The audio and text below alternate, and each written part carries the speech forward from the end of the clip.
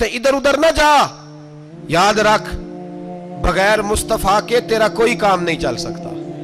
بغیر نبی پاک کے تیری زندگی گزر سکتی سوال ہی نہیں پیدا ہوتا. یہ وسیلہ ضائع نہ کر بیٹھنا, ایسے کسی کی بات میں نہ آ جانا. یہ ایمان ہے, یہ ایقان ہے, یہ لذت ہے, یہ حسن ہے, یہ سرمایہ ہے. کسی جگہ اس میں کوتاہی نہ کر لینا. ایک ذرہ برابر تیرے دل میں نقص نہ واقع ہو جائے. یاد رکھنا نیک اعمال بھی وسیلہ ہے. اللہ کرے کہ ہمارے عمل ایسے ہوں کہ اللہ کی بارگاہ میں قبول کیے جائیں. اللہ کرے کہ ہمارے عمل ایسے اعمال کا وسیلہ دینا 100% جائز ہے, اس میں کوئی گنجائش نہیں. حدیث پاک سنیے, میرے رسول پاک سید عالم صلی اللہ علیہ وسلم نے فرمایا بنی اسرائیل کے 3 لوگ تھے, نیک آدمی تھے. سفر پہ جا رہے تھے تو بارش تیز آ گئی. صحیح بخاری کی حدیث ہے. تیز بارش آئی, ایک غار میں پناہ لی بارش سے بچنے کے لیے. اچانک طوفان آیا تو ایک پتھر لڑک کر غار کے منہ کے آگے گر گیا. اندھیرا چھا گیا اندر, اندھیرا, طوفان ہے, پریشانی ہے. میرے حبیب پاک علیہ السلام فرماتے جب اندھیرا دم گھٹنے لگا, اندھیرا ہونے لگا, پریشان ہونے لگے, ایک بولا, کہنے لگا اگر زندگی میں کوئی نیک کام کیا ہے تو اس کو یاد کر کے دعا مانگو. اللہ کرے ہم سے کوئی نیک کام ہو جائے. جو ہوتے ہیں اس میں بھی ریاکاری ہوتی ہے, اس میں بھی ملاوٹ ہوتی ہے. کوئی نیک کیا ہے تو دعا مانگ لو. ایک نے ہاتھ اٹھائے اور دعا کیسے مانگی؟ اللہ اکبر. عرض کرنے لگا اے اللہ تو جانتا ہے میں نے بکریاں رکھی ہیں, میں دودھ دھو کے بیچتا ہوں, میرے بیٹے بھی ہیں, بیٹیاں بھی ہیں, اولاد بھی ہے, اور میرے پاس لوگ دودھ خریدنے بھی آیا کرتے تھے, پر اللہ میرے بوڑھے ماں باپ ہیں. میں نے اپنی زندگی کا طریقہ بنایا ہے جب تک ابا جی دودھ نہیں پئیں گے کسی کو نہیں ملے گا. جب تک میری بوڑھی ماں کے لبوں سے دودھ نہیں لگے گا کسی کو نہیں ملے گا. اے اللہ وہ رات بھی تو جانتا ہوگا جب میں دیر سے آیا, دودھ دھویا تو ماں باپ سو چکے تھے. عرش کے مالک تو بھولا نہیں کرتا, تو بھولنے سے پاک ہے. میرے رب میں دودھ کا پیالہ لے کے ساری رات کھڑا رہا ماں باپ کے سرانے, نہ میں نے دودھ بیچا نہ میں نے بچوں کو دیا. آدھی رات کے بعد ان کی آنکھ کھلی, انہوں نے دودھ پیا. اے اللہ میری اماں بھی مجھ سے بڑی راضی ہوئی, میرا باپ بھی بڑا راضی ہوا. مالک اگر وہ عمل واقعی تجھے قبول ہے تو اس مصیبت سے نجات دے دے. میرے نبی پاک علیہ السلام فرماتے اس نے یہ وسیلہ دے کے دعا مانگی تو اللہ نے پتھر سرکا دیا. پہلے روشنی نہیں آ رہی تھی, اب روشنی آنی شروع ہو گئی. پتہ چلا جو زندگی میں روشنی چاہتا ہے وہ ماں باپ کی نوکری کرے. جو زندگی میں روشنی چاہتا ہے وہ ماں باپ کی بلے شاہ تو آسمانی اڈدیاں پھڑنا ہے, اور جڑا گھر بیٹھا انہوں پھڑیا ہی نہیں. ان کی نوکری کرو روشنی ملے گی. دوسرا بولا, اس نے کہا اے اللہ تجھے پتہ ہے میں نے کئی لوگ مزدوری پہ رکھے ہوئے ہیں. ایک شخص مزدوری کرتا تھا تو کچھ کلو کچھ سیر چاول, کچھ چاول اس کی مزدوری بنے. مثال دے کے سمجھاتا ہوں, 10,000 کے چاول اس کی مزدوری بن گئے. میں نے اس کو کہا مزدوری لے لے تو وہ ناراض ہو کے چلا گیا ناراض ہو کے. لیکن اے اللہ میں نے اس کا مال کھایا نہیں, میں نے مزدور کا حق رکھا نہیں. اے اللہ میں نے 10,000 علیحدہ کر دیا, وہ چاولوں کی قیمت میں نے علیحدہ کر دی. جب میں کاروبار کرتا تو میں نے اس کا پیسہ انویسٹ کر لیا, پھر اس پیسے سے میں کماتا رہا. ایک وقت آیا کہ زمانے بیت گئے, وہ 10,000 10 لاکھ یا یوں سمجھ لے 10 کروڑ ہو گیا. کئی گائیں, کئی اونٹ, کئی پلاٹ آ گئے. اے اللہ کئی زمانے کے بعد وہ مزدور لوٹا اور کہنے لگا صاحب میں غریب ہو گیا ہوں, تنگ دستی آ گئی ہے, بوڑھا ہو گیا ہوں, وہ میرے پیسے تو دے دیں. تم اے اللہ میں بے ایمان نہیں ہوا, ایک رتی برابر بھی میرے دل میں میل نہیں آئی. میں نے کہا یہ اتنی درجن گائیں تیری, یہ اونٹ تیرے, یہ پلاٹ تیرے. وہ کہنے لگا تو مجھ سے مذاق کرتا ہے, میرے تو تھوڑے سے چاول تھے, یوں سمجھ لے 10,000 کے اور اتنا کچھ. میں نے کہا وہ تیرے پیسے تو ناراض ہو کے چلا گیا, میں نے ڈھونڈا تو ملا نہیں. وہ تیرے پیسے میں نے انویسٹ کیے تو آج یہ سارا سرمایہ اسی کا ہے. اے اللہ وہ بوڑھا مزدور جب اتنی گائیں ملی, اتنے اونٹ ملے, اتنے اسے پلاٹ ملے تو وہ روتا دعائیں دیتا گیا. اے اللہ اگر تجھے میرا وہ عمل قابل قبول ہے تو اس مصیبت سے نجات عطا فرما.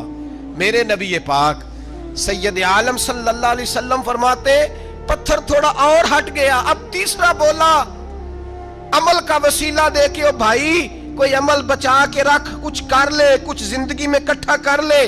کوئی تو ایسا عمل ہو جب قیامت آئے تو مصیبت سے بچ سکے, تو قبر میں مصیبت سے بچ سکے, تو دنیا میں مصیبت سے بچ سکے.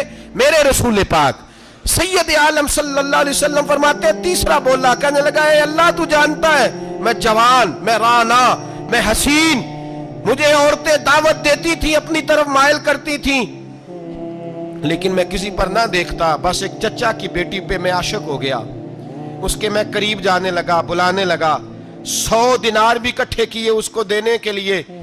ایک ایسا وقت آیا کہ وہ راضی بھی ہو گئی. اے اللہ تنہائی بھی آ گئی. یوں سمجھ لو کہ میں جوان بھی, حسین بھی, مالدار بھی, میں چاہوں تو ایک ایک دن میں 4 دفعہ میں بدکاری کر سکتا تھا. اے اللہ ساری خوبیاں تھیں. وہ بی بی میرے پاس آئی, کمرہ, تنہائی, کوئی دیکھنے والا نہیں تھا. جب میں اس کے قریب جانے لگا تو وہ عورت کہنے لگی تو رب سے ڈر جا, رب سے ڈر جا, رب سے ڈر جا. اے اللہ طاقت بھی, جوانی بھی, حسن بھی, مال بھی, میں سب کچھ کر سکتا تھا پر تیری لیے.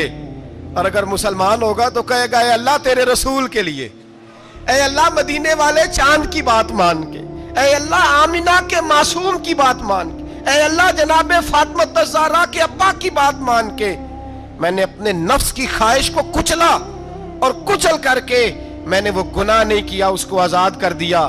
اگر وہ عمل تیری بارگاہ میں قبول ہے تو نجات دے دے. میرے نبی پاک فرماتے ہیں بس دعا ختم ہوئی تو اللہ نے پہاڑ دور پھینک دیا, اللہ نے نجات دے دی. اللہ کرے میری ملت کے جوان کو بھی یہ نیکی نصیب ہو جائے, اللہ کرے ماں باپ کی خدمت کرنے والے بن جائیں, اللہ کرے ہم مزدوروں کا حق دینے والے بن جائیں, اللہ کرے ہم بے ایمانی دھوکے بازی کو چھوڑ دیں. اگر کوئی ایسا عمل ہوگا تو اللہ دنیا میں بھی نجات دے گا مشکلوں سے, قبر میں بھی اللہ نجات عطا فرمائے گا, قیامت میں بھی اللہ. عمل کا وسیلہ دینا رب کی بارگاہ میں جائز ہے. بولیے اللہ کے ناموں کا وسیلہ دینا جائز ہے. کوئی بھی عبادت اگر خلوص کے ساتھ کی جائے, میرے نبی پاک نے فرمایا فرض نماز پڑھ کے تو جو دعا بھی مانگے گا رب تیری قبول فرما لے گا. فرض نماز پڑھ کے جو 2 دعا بھی مانگے گا اللہ تیری. اس کا مطلب ہے اعمال کی برکت سے اللہ دعائیں قبول کرتا ہے, اللہ دعائیں قبول. بس پھر وہی دعا کرتا ہوں اللہ ہمیں خلوص والے عمل کی توفیق عطا فرما. اچھا اگر یہ والا وسیلہ جائز ہے تو بتائیے نبی پاک کا وسیلہ جائز نہیں؟ عمل میں تو کوئی کوتاہی ہو سکتی ہے, لیکن حضور کی وجاہت میں کوئی کوتاہی ہو سکتی, نبی پاک کی رحمت میں کوئی کمی ہو سکتی. ادھر سنو ایک پہلو ذرا گہرائی سے, ایک بات عقیدے کی اس کو یاد رکھنا, اللہ کو کوئی بندہ نا مجبور نہیں کر سکتا کہ ہم نے نبی پاک کو لا کے کھڑا کر دیا ہے تو اللہ مجبور نہیں ہو گیا. یہ سمجھ لیں اللہ مجبور ہے, ایک مجبور ہوتا ہے, ایک پیار ہوتا ہے. ان دونوں چیزوں میں اللہ کو اپنے رسول سے پیار ہے. نبی پاک فرماتے ہیں میں دعا کرنے گیا, اے اللہ میری امت پہ قحط نہ آئے. اللہ نے فرمایا ابھی نہیں آئے گا.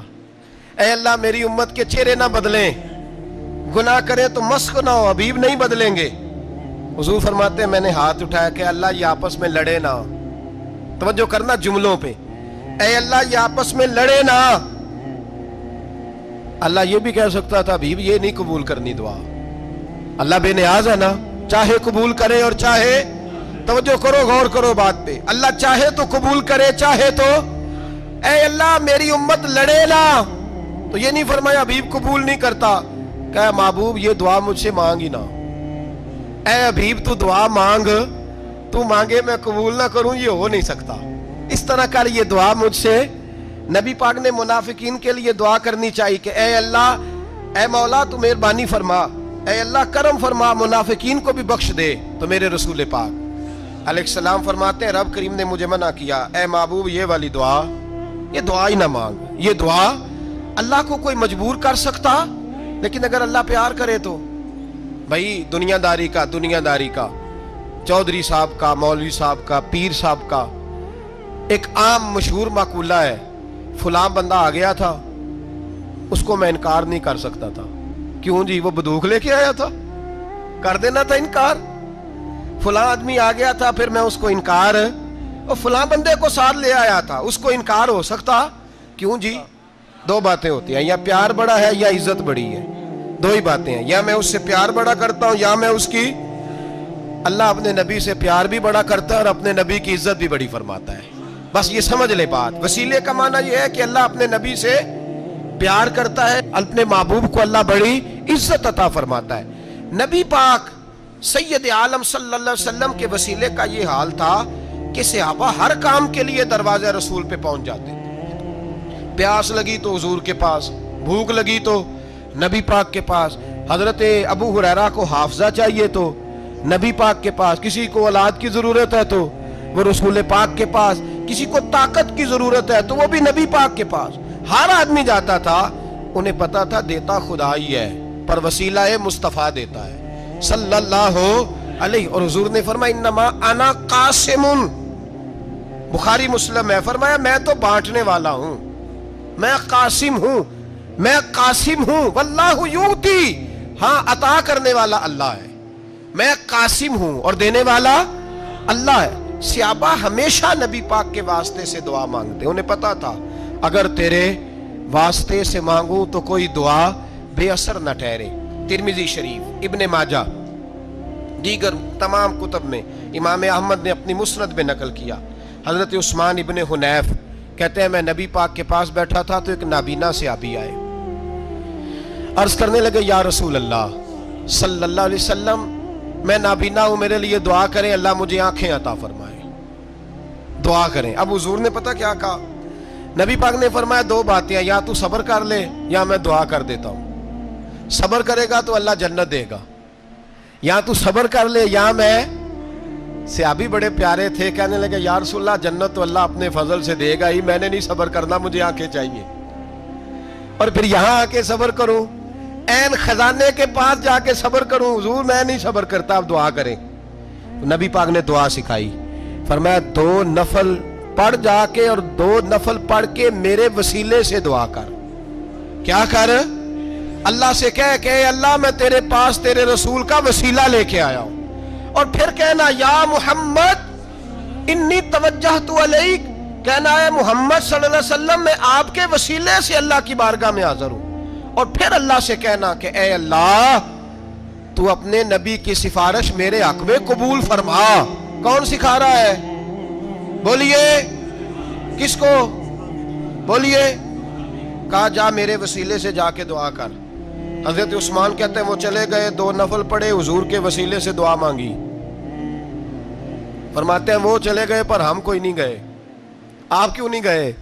تو صحابہ کا نظریہ بتاتا ہے کہ وہ گئے اس لیے نہیں کہ ہم حضور کا معجزہ دیکھ کے ہی جائیں گے، کہتے ہم گئے نہیں۔ تھوڑی دیر گزری تو وہ صحابی جو اندھے گئے تھے جب واپس آئے ہیں تو اللہ نے انہیں آنکھیں عطا فرما دی۔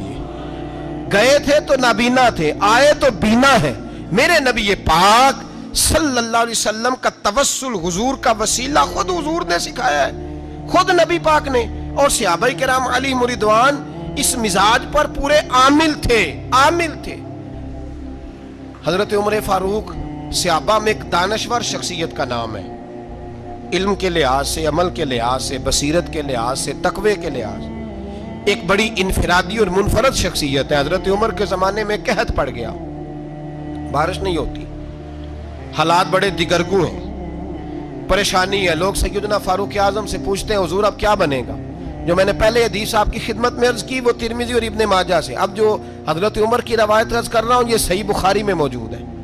حضرت عمر فاروق رضی اللہ تعالیٰ عنہ کا زمانہ مبارکہ، قلت آ گئی، قحط آ گیا، بارش شدید ہے، صحابہ پریشان ہے۔ جناب عمر فاروق رضی اللہ تعالیٰ عنہ سے کہتے ہیں حضور کرنا کیا ہے؟ حضرت عمر پہلے تو خاموش رہے، پھر حضور کے چچا جناب عباس کو بلایا، کوئی بات نہیں کی، جناب عباس کا بازو پکڑا اور کھلے میدان میں لے گئے۔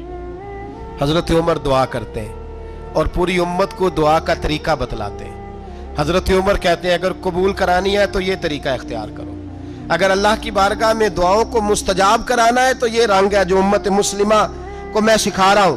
حضرت عمر نے جناب سیدنا عباس رضی اللہ تعالیٰ عنہ کو کھڑا کیا سامنے اور دعا فرمائی، اللہم انا نتوسل الیک بنبیک، اے اللہ ہم تیری بارگاہ میں تیرے نبی کے وسیلے سے دعا کرتے ہیں، فتسقینا، ہمیں بارش عطا فرما، ہمیں کس کے وسیلے سے؟ حضور، اور پھر کہا اللہم انا نتوسلک بام نبیک، اے اللہ ہم نے اپنے نبی کے چچا کے وسیلے سے بارش عطا فرما، اے اللہ ہمیں اپنے رسول کے چچا کے وسیلے سے، حضرت عباس کے وسیلے سے بارش دے۔ صحابہ کہتے ہیں جب ہم گئے تھے دعا مانگنے تو خشک سالی تھی، اور جب گھروں کو آ رہے تھے تو ہمارے کپڑے بارش سے بھیگ چکے تھے۔ اللہ نے بارش عطا کس کے وسیلے سے؟ حضرت عباس۔ اچھا یہ بات یہاں قابل غور ہے، حضرت عمر کے وسیلے سے بھی دعا ہو سکتی ہے، دعا سیدنا عمر فاروق کے وسیلے سے بھی، لیکن حضرت عمر رضی اللہ تعالیٰ عنہ نے نبی پاک کے چچا، چونکہ حضرت عباس جب آیا کرتے تھے تو حضور کھڑے ہو کے استقبال فرماتے تھے آپ کو دیکھتا ہوں تو مجھے اپنے والد کی یاد آتی۔ حضرت سیدنا عمر نے بتلایا کہ میں اس کو لے کے جا رہا ہوں جو نبی پاک کے زیادہ قریب ہے، جو حضور کے زیادہ قریب ہے، ان کے وسیلے سے دعا فرمائی۔ امت کو کیا درس دیا؟ فرمایا جو بھی حضور کے قریب ہو اس کے وسیلے سے دعا کرو، اللہ تمہیں آسانیاں نصیب فرمائے گا۔ اب ہمارا حال یہ ہے، انتشار ہی انتشار ہے، اختلاف شک کی شک ہے، پریشانی واضح حدیثیں موجود ہیں۔ میں آج ایک صاحب کو پڑھ رہا تھا، پتہ نہیں لوگ کیوں پریشانی کا شکار ہیں، کیوں لوگ اس آزمائش کا شکار ہیں، کہتے ہیں جی وسیلہ نہیں دینا چاہیے، سیدھا سیدھا نیک عمل کرو۔ او میرے بھائی، میں نے کہا کہ اللہ کسی وسیلے کا محتاج، اللہ محتاج نہیں، لیکن اس کی عادت ہے وہ وسیلے کو پسند فرماتا ہے۔ باریک بات مشکل ہوتی ہے لیکن موٹی بات تو سمجھ میں آنی چاہیے نا۔ کوئی شخص ایسا ہے جسے اللہ نے بغیر ماں باپ کے وسیلے کے پیدا کر دیا ہو، حالانکہ اللہ پیدا کرنے پہ قادر حضرت آدم کو کیا ہے نا، حضرت حوا کو، جناب عیسیٰ علیہ السلام کو بغیر باپ کے پیدا، لیکن یہ اس کی عادت، وہ جب پیدا کرتا ہے تو ماں باپ کے وسیلے سے پیدا کرتا ہے، پھر جب روزی دیتا ہے تو پھر بھی کسی نہ کسی، کیا اس نے حکم دے دیا؟ روزی کون دیتا ہے؟ تو اللہ کا یہ حکم ہے کہ کنڈی لگا کے اندر پنکھا چلا کے سوئے رہو، روزی پہنچ جائے گی۔ کہتا اٹھ، کوئی سبب پیدا کر، باہر نکل، محنت کر، وسیلہ بنا۔ جو آدمی کہتا ہے جی میں کپڑے سی بھی خود لیتا ہوں، استری بھی کر لیتا ہوں، دھو بھی لیتا ہوں، اس سے سوال یہ ہے کہ بنا بھی لیتے ہو؟ اس کا مطلب ہے اللہ نے بندوں کو بندوں کا محتاج، بندوں کے لیے بندوں کا وسیلہ اللہ نے رکھا ہے۔ ہماری یہ موٹی سی بات بھی عقل میں نہیں آتی، موٹی سی بات بھی کہتا ہے جی نہیں ڈائریکٹ، او خدا کے بندے تھوڑا غور کر، دیتا اللہ ہی ہے اور دے گا بھی اللہ ہی، لیکن جو ذرائع، جو وسیلے، جو سبب اللہ نے ہمارے لیے مقرر کیے ہیں، ہم اس سبب کا انکار کر سکتے؟ شفا کون دیتا ہے؟ دوائی لینے کس کے پاس جاتے ہو؟ آپ اس طرح کریں نا، چپ کر کے گھر بیٹھیں، تسبیح پڑھیں، یا شافی الامراض، یا شافی الامراض، او شفا دینے والے، او شفا دینے والے، سارا دن کی وظیفہ پڑھیں، شفا کون دے گا؟ تو وظیفہ پڑھو چپ کر کے، دوائی لینے کیوں گئے ہو؟ لیکن اللہ کے حبیب کا ہی فرمان ہے کہ بیمار ہو جاؤ تو دوائی بھی کھاؤ، پرہیز بھی کرو۔ یہ سارے فرمان ہمیں بتاتے ہیں کہ وسیلہ لینا، وسیلہ دینا، یہ تو اللہ تبارک و تعالیٰ کا طریقہ مبارکہ ہے۔ لوگ اتنی سی بات کو نہیں سمجھتے، اور قرآن نے واضح طور پہ کہہ دیا وَابْتَغُوا إِلَيْهِ الْوَسِيلَةَ، اور سورہ بقرہ گھر جا کے کھولنا، آیت نمبر 99، 80 اور 9، 99 آیت پڑھنا۔ کفار نے، یہودیوں نے نبی پاک کی علامتیں پڑھ لی تھی تورات، زبور اور انجیل میں۔ اللہ کا قرآن کہتا ہے وَكَانُوا مِن قَبْلُ يَسْتَفْتِحُونَ عَلَى الَّذِينَ كَفَرُوا، فرمایا جب میرے نبی نہیں آئے تھے تو یہ یہودی میرے رسول کے وسیلے سے اللہ سے فتح مانگا کرتے تھے، اور جب یہ رسول کا وسیلہ دیتے تھے تو اللہ انہیں فتح عطا فرماتا تھا۔ امام حاکم نے مستدرک میں لکھا ہے، اور امام حاکم انہی شرطوں پر حدیثیں بیان کرتے ہیں جن شرطوں پر امام بخاری اور مسلم بیان کرتے ہیں۔ امام حاکم کہتے ہیں کہ نبی پاک صلی اللہ تعالی علیہ وآلہ وسلم کے وسیلے سے ہر چیز اللہ عطا کرتا ہے۔ جناب آدم علیہ السلام زمین پہ تشریف لائے تو 300 سال نگاہ اٹھا کے آسمان کی طرف نہیں دیکھا، شرم آتی ہے مجھ سے غلطی ہو گئی، اور پھر روتے رہے 300 سال۔ پھر اللہ فرماتے فَتَلَقَّى آدَمُ مِن رَبِّهِ کلمات، پھر اللہ نے جناب آدم کو کچھ کلمے سکھائے جس کی برکت سے توبہ قبول کی۔ وہ کلمے کیا تھے؟ امام حاکم فرماتے ہیں وہ کلمے یہ تھے کہ جناب آدم کے دل میں اللہ نے ایک دن بات ڈالی، خود بات ڈالی اللہ نے دل میں۔ حضرت آدم کہنے لگے اے اللہ، جب میں نے آنکھ کھول لی تھی تو جنت کے دروازے پہ میں نے لکھا ہوا دیکھا تھا لا الہ الا اللہ محمد الرسول اللہ صلی اللہ علیہ، جنت کے ہر پتے پر درخت پر میں نے لکھا دیکھا تھا لا الہ الا اللہ محمد الرسول اللہ۔ تو جناب آدم کہنے لگے اے اللہ، وہ جو رسول جن کا نام تو نے جگہ جگہ لکھا ہے ان کے وسیلے سے ہی میری توبہ قبول فرما۔ تو رب کریم نے فرمایا اچھا حبیب کی بات کرتے ہو، چلو آدم فتاب علیہ انہو هو التواب الرحیم، جا میں نے تیری توبہ قبول کی، میں ہوئی بڑا مہربان، میں ہوئی بڑی توبہ قبول کرنے والا۔